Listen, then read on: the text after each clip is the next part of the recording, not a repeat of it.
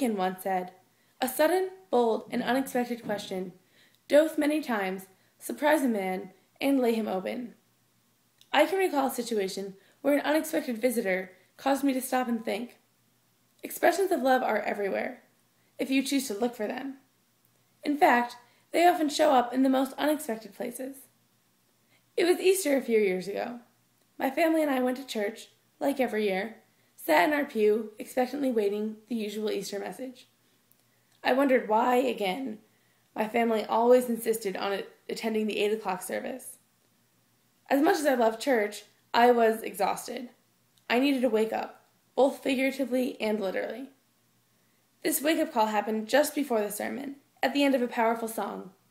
As we belted out the last lines of Alleluia, the sun broke through a cloud and came streaming in the church window. I figured it wouldn't last long, but I was glad to have a bit of brightness to help wake me up.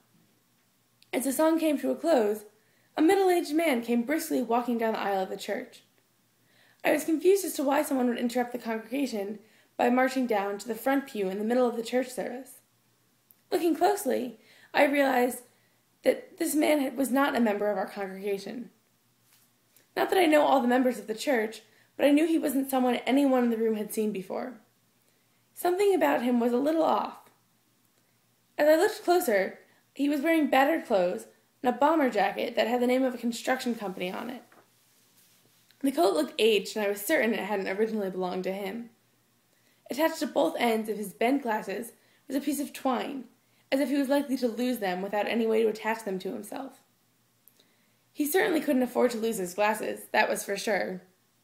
The strangest part of this picture was that the man smiled like a child. He acted like he was walking through his own home, greeting old friends. I was baffled and almost uncomfortable. I was less than excited about this man's presence. I watched him sit. He was nodding along to the pastor's scripture, often shouting out praise during the speech. The enthusiastic "yeah" and amens were unexpected and almost comical, but at the same time humbling. He was so open and proud of his faith. After the sermon was over, the strange man just got up and left the church, smiling all the way. I got a glimpse of our pastor as the man exited the narthex. He just grinned benevolently. Reverend Mel ended with a simple message. You never know where God's love is revealed. Just minutes before, I was negatively judging this strange man, waltzing into our quiet, conservative church. How did I not see it before? How could I have been so closed? The mysterious stranger was just another piece of the puzzle of life.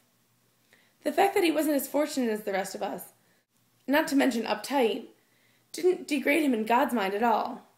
To me, this visitor was an Easter miracle.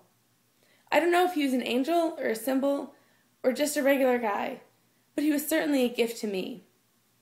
This man wasn't embarrassed to give God a few moments of his time. He seemed so happy and so honest. This life-changing experience made me open up to all people. I realized that beauty and love show themselves in the most unexpected places.